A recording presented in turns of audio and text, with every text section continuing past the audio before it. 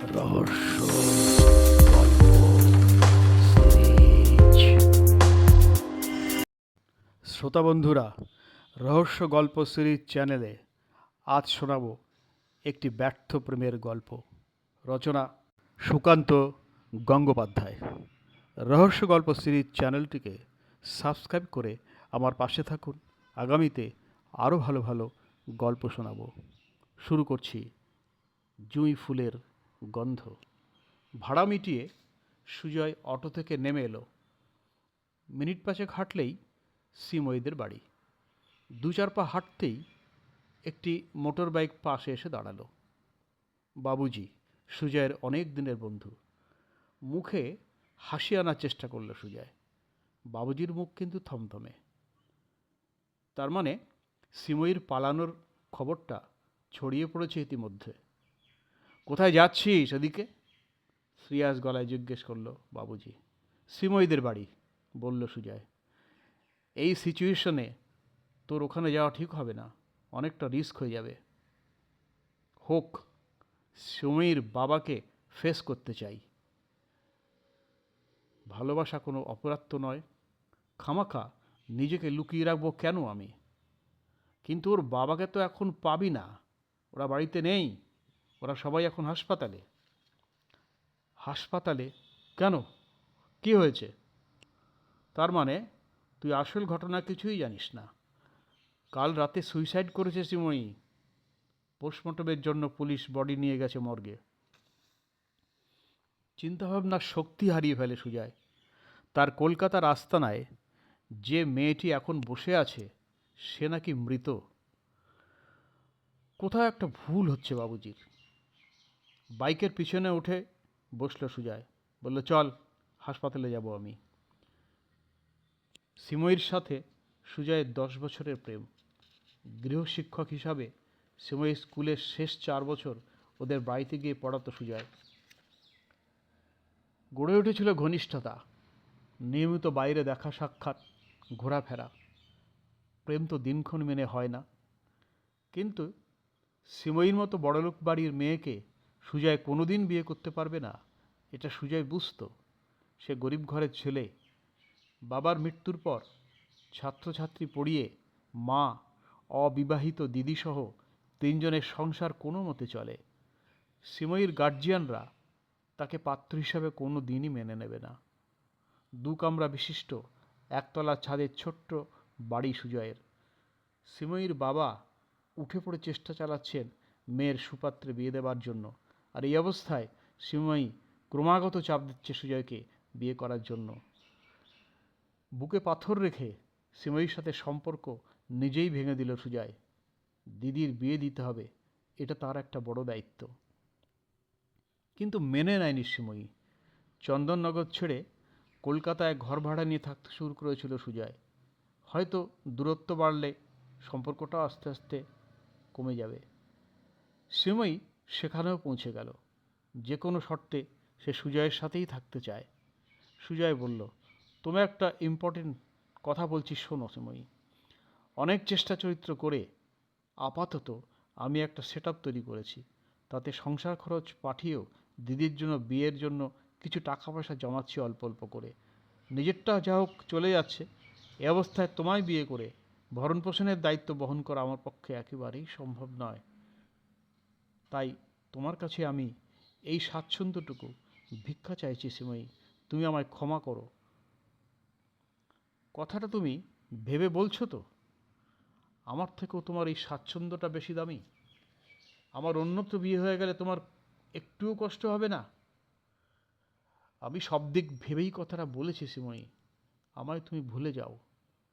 শ্রীময়ী বিশ্বাস করতেই পারছিল না সুজয়ের কথা। 10 বছর ধরে যে মানুষটাকে সে এত ভালোবেসেছে, আজ সে তাকে প্রত্যাখ্যান করছে।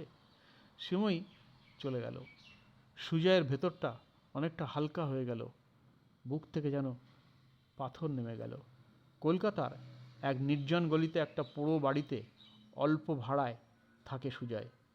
একটা এডুকেশন সেন্টারে মর্নিং সেকশনে সে পড়ায়। সকালে স্নান সেরে রেডি হয়ে নেয়। দুপুরে 2টো অফিসে পার্ট টাইম জব, আর সন্ধ্যের দিকে আবার এডুকেশন সেন্টার। বারান্দা ছেড়ে ঘরের দিকে এগোতে থাকে সুজয়। চোখ গেল গলির শেষ মাথায়। রীতিমতো চমকে উঠল সে। বড়সড় ব্যাগ কাঁধে সালোয়ার কামিজ পরা সিময়ী ধীর পায়ে হেঁটে আসছে। সুজয় বেশ বুঝল বিপদ তার দিকে ঘনিয়ে আসছে। সিময়ী তাকে এত সহজে ছাড়বে না। ঘরে ঢুকে মেঝেটা ধপ করে রেখে দিয়ে শাড়ি, দেয়ালে আর কয়েকটা টুকিটাকি জিনিস প্রসাধনী বের করে নিল চেনটা খুলে। সিময়ী শান করতে চলে গেল। তুমি আমাকে ছেড়ে থাকতে চাইলেও আমি তোমাকে ছেড়ে থাকতে পারবো না সুজয়, তাই চলে এলাম সব ছেড়ে। বড় ব্যাগটা মেঝেতে রেখেই বলেছিল সিময়ী। স্নান সেরে পেছনের দরজা দিয়ে ঘরে ঢুকলো সিময়ী। জুঁই ফুলের মিষ্টি সুবাসে ভরে গেল ঘর, দামি সাবানের গন্ধ। জিজ্ঞেস করলো, কি কোনো প্ল্যান বার করতে পারলে আমাকে তাড়ানোর? কোনো লাভ নেই, আমি আর ফিরবো না। স্বাভাবিক গলায় সুজয় বলল, ঠিক আছে, তুমি এখানেই থাকো, কিন্তু বাড়ির কাউকে কিছু না বলে না জানিয়ে এভাবে চলে আসাটা তোমার উচিত হয়নি। ওরা দুশ্চিন্তা করবেন। চলো দুজনে মিলেই যাই, আমাদের সিদ্ধান্তটা ওদের জানাই। যার হলে তুমি যাও, আমি আর ও বাড়ি মুখ হব না। সিময়ী রান্নাঘরে গেল ব্রেকফাস্ট তৈরি করতে। সুজা বলল, এখন সব ঝামেলা করতে হবে না, সামনের দোকান থেকে আমি কচুরি তরকারি নিয়ে আসছি। সিময়ীর সঙ্গে বসে কচুরি তরকারি চা খেয়েই সুজয় একাই বেরিয়ে পড়ল চন্দননগরের উদ্দেশ্যে, সিময়ীর বাবার মুখোমুখি হবার জন্য। হাসপাতালে যেতে চাইছিস? চল, শেষ দেখাটা দেখে নে, বাইক চালাতে চালাতে বলল বাবুজি।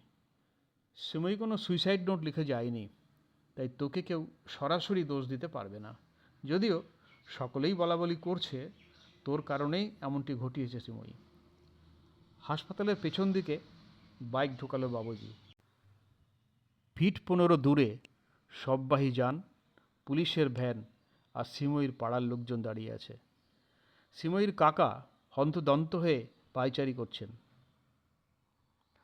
বাবুজির নিশ্চয়ই কোনো ভুল হয়েছে, সিমনি নয়, অন্য কেউ আত্মহত্যা করেছে ভাবল সুজয়। একটু আগেই তো সে কলকাতার ভাড়া বাড়িতে সিময়ীর সাথে বসে জলখাবার খেলো। সামনের ভিড়ে চাঞ্চল্য দেখা দিল। পোস্টমর্টেম পর্ব শেষ হয়েছে সম্ভবত। স্ট্রেচারে করে নিয়ে আসা হচ্ছে বডি। স্ট্রেচার তোলা হলো সববাহী গাড়িতে। শরীর জুড়ে বিদ্যুৎ খেলে গেল সুজয়ের। সিময়ী তো শুয়ে আছে স্ট্রেচারে। কাছে যেতে চেয়েছিল সুজয়, কিন্তু বাবুজি টান দিয়ে সরিয়ে নিয়ে গেল। বাইকে করে চন্দননগরের স্টেশনে পৌঁছে দিল সুজয়কে। ট্রেন ধরে হাওড়ায় এসে বাস ধরে সুজয় ঘরে ফিরল। ভাড়া বাড়িতে কে তাহলে এখন বসে আছে তার অপেক্ষায়? সে তো সিময়ী, সন্দেহ করার তো কোনো অবকাশ নেই। 10 বছর ধরে সে চেনে সিময়ীকে। চন্দননগরে যা দেখে এলো সবটাই তার কাছে মিথ্যে মনে হলো। দরজা সামান্য খোলা, পাল্লা বেশ ঠেলে ঘরে ঢুকলো সুজয়। সিময়ীকে দেখা যাচ্ছে না। মেঝেতে ওর লাগেজটাও নেই, কিন্তু সিময়ী আছে। জুঁই ফুলের মিষ্টি গন্ধটা পাওয়া যাচ্ছে। রান্নাঘরে উঁকি মারল, না নেই। পেছনের দরজা দিয়ে বেরিয়ে বাগানটা দেখল, কেউ নেই।